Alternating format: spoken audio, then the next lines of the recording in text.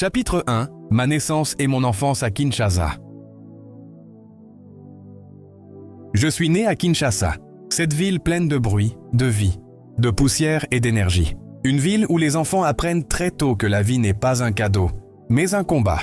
Je réponds au nom de Fiston Kaninda Ngoji, fils de Ngoyi Stani, que la mort m'a trop tôt arraché, et de Lusamba Rose, ma mère, cette femme courageuse que Dieu a gardée pour être le pilier de ma vie. Ma naissance n'a pas changé le monde, mais elle a bouleversé le mien.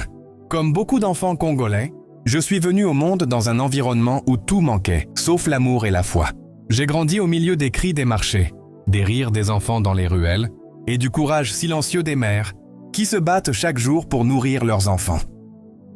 Mais derrière ces images de vie simple, il y avait aussi des larmes que peu voyaient.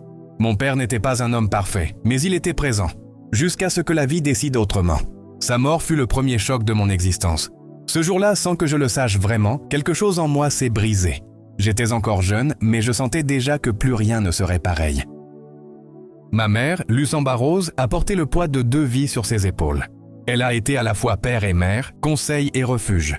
Je la revois, tard le soir, fatiguée mais souriante, me disant « Fiston, la vie est dure, mais Dieu est grand ».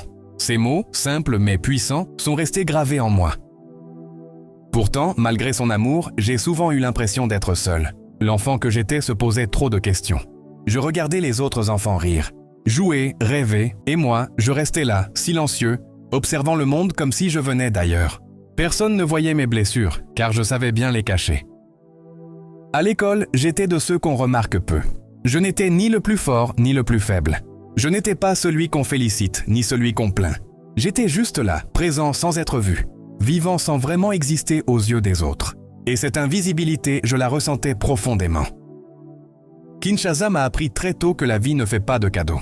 Que tu sois riche ou pauvre, aimé ou ignoré, la ville te pousse à te battre pour exister. C'est une école de survie. Et moi, j'apprenais à survivre sans même comprendre pourquoi je devais déjà lutter si jeune.